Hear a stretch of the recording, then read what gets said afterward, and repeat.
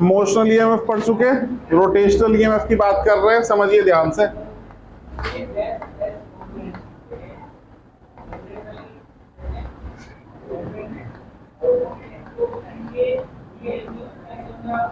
एक शब्द और यूज होता है यहाँ, जितने भी पढ़ोगे मोशनल रोटेशनल सबके लिए, बैक ईएमएफ। इंड्यूस ईएमएफ अपना ओपोज करता है, इसलिए इसको बैक ईएमएफ भी कहा जाता है। कहीं बैक ईएमएफ सुनने को मिल जाए, लिखा हुआ दिख जाए तो घबराना नहीं, बैक ईएमएफ भी इंड्यूस ईएमएफ को ही कहते हैं। रोटेशनल ईएमएफ और दूसरी हेडिंग है इसकी induced EMF due to rotation of coil in magnetic field।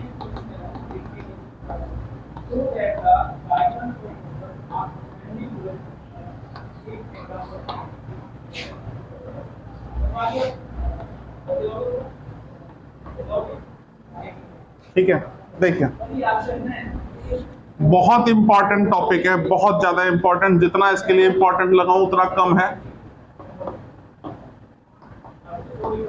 ठीक है, समझ लीजिए आप।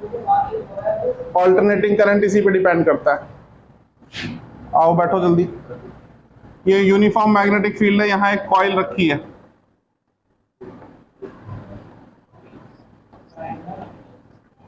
कॉइल का नॉर्मल मैग्नेटिक फील्ड के साथ थीटा एंगल बना रहा है और कॉइल अपने ही एक्सिस पे घूम रही है ओमेगा एंगुलर वेलोसिटी से।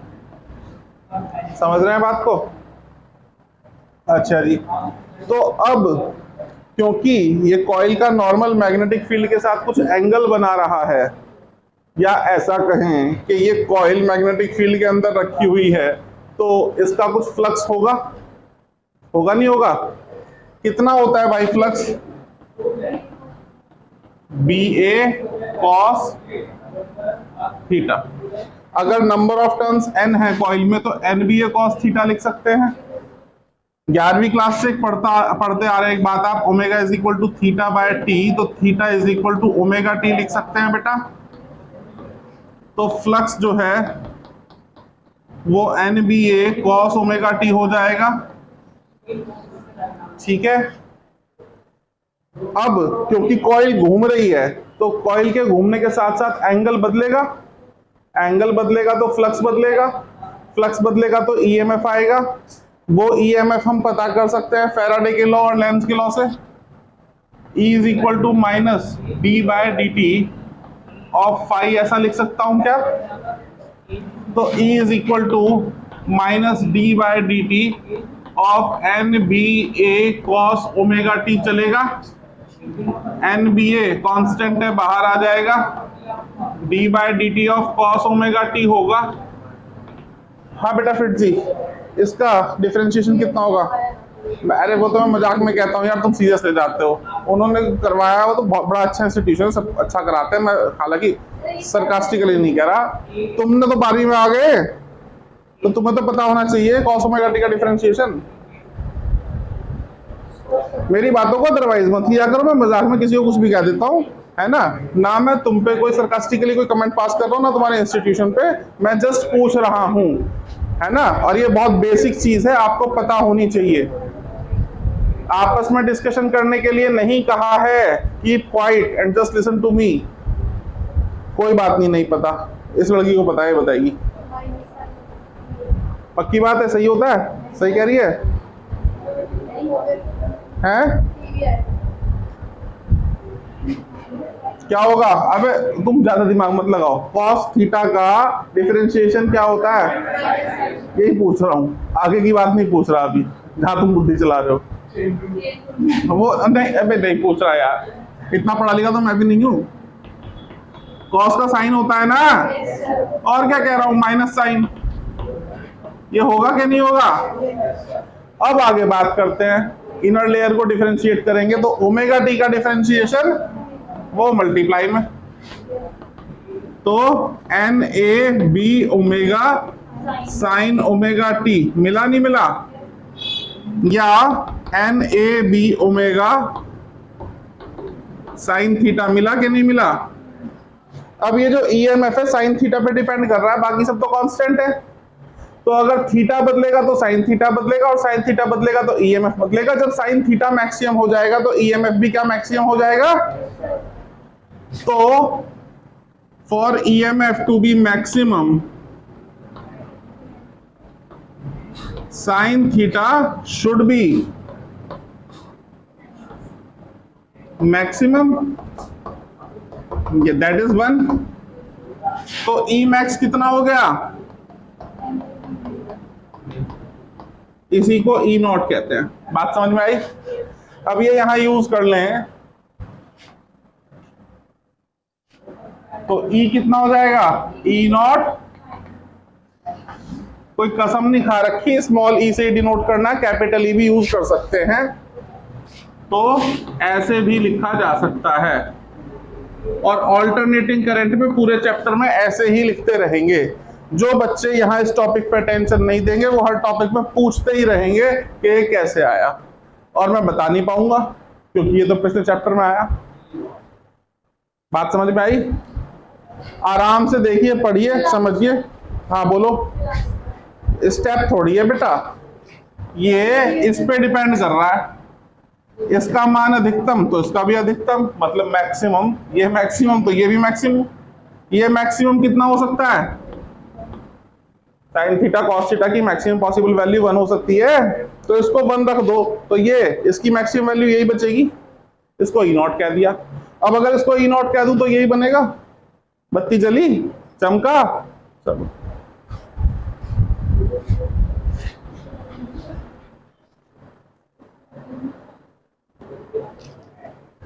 देखिए आगे, अभी खत्म नहीं हुआ, काम की चीजें हैं इसमें।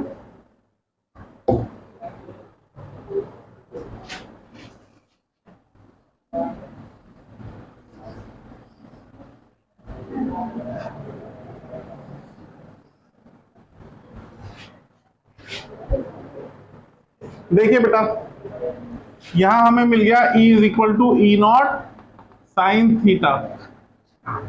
अगर कॉइल तो घूमती ही रहेगी और एंगल बदलता ही रहेगा, तो कभी ना कभी ये एंगल 0 हो जाएगा।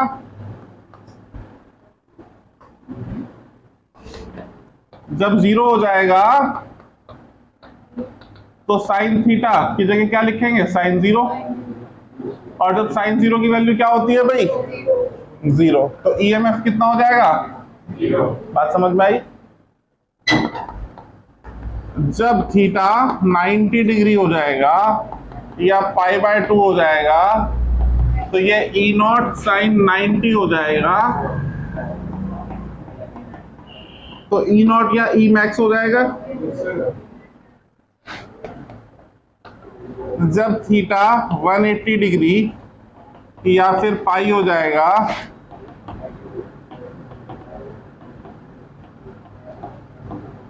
साइन 180 की वैल्यू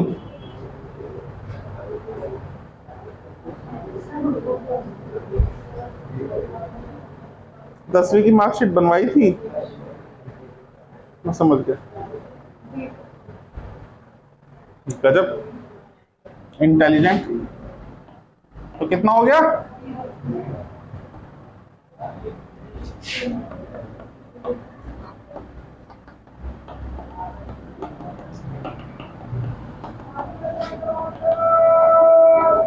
साइन 270 की वैल्यू नायशा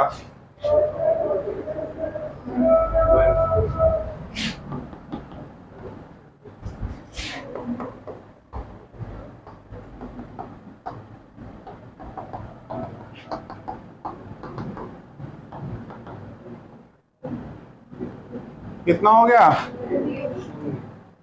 बात समझ में आई? बढ़ रहा है, घट रहा है, बढ़ रहा है, घट रहा है, यही चल रहा है। तो उसका ग्राफ बनाया जाए।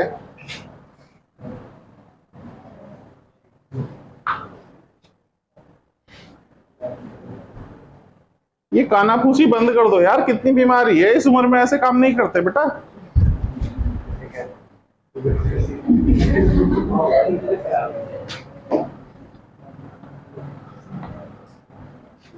इस टाइप का ग्राफ मिलेगा। कैसे बनाइए? जिस किसी इक्वेशन में साइन थीटा कॉस थीटा आ जाए ऐसा ही ग्राफ बनता है। और क्या कहते हैं उसको? क्या कहते हैं? यस सर, तो बड़ा कहना होगा। Sinusoidal curve. ठीक, साइन का ग्राफ ऐसा होता है, बता दूं आपको। ग्राफ एक दिन बताए थे, स्ट्रेट लाइन के बहुत सारे बताए थे इलेक्ट्रो में, फिर बता देता हूं। ग्राफ ये ऐसा भी मिल सकता है, ग्राफ ऐसा भी मिल सकता है, ग्राफ ऐसा भी मिल सकता है। ये सारे साइनोसॉइडल कर्व हैं। फर्क क्या है? साइन जीरो की वैल्यू जीरो होती है, तो जो जीरो से स्टार्ट हो रहे हैं ये वाला और ये वाला, ये साइन के कर्व हैं। कौन से कर्व है? साइन के। कॉस जीरो की वैल्यू कितनी होती है? 1, मतलब मैक्सिमम। तो ये वाला और ये वाला कॉस के कर्व है। ये प्लस कॉस का है, पॉजिटिव कॉस का है, ये नेगेटिव कॉस का है।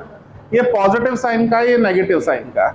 सबको कंबाइंड टर्म के लिए यूज की जाती है साइनोसॉइडल कर्व, क्योंकि इक्वेशन साइन थीटा की है तो साइनोसॉइडल कर्व तो बनेगा ही, लेकिन साइन का बनेगा या कॉस का? कोसाइन का? साइन का। तो ये वाला वैल्यूज मार्क करने के लिए हमने सारी निकाल ली है। तो जीरो पे वैल्यू जीरो, इधर ईएमएफ और इधर टाइम। टाइम भी कह सकते हो, थीटा भी कह सकते हो। टाइम बदलेगा तभी तो थीटा बदलेगा। तो जीरो पे जीरो, π/2 पे मैक्सिमम, पाई पे जीरो, 3π/2 पे -E0 और 2π पे फिर जीरो। बात समझ में आई? वैल्यू बढ़ रही है घट रही है। ये ग्राफ भी पीछा नहीं छोड़ेगा इस चैप्टर में और अगले चैप्टर में। बात समझ में आई? अच्छे से भेजे में उतार लो, कॉपी में उतारना कॉपी में उतार लो।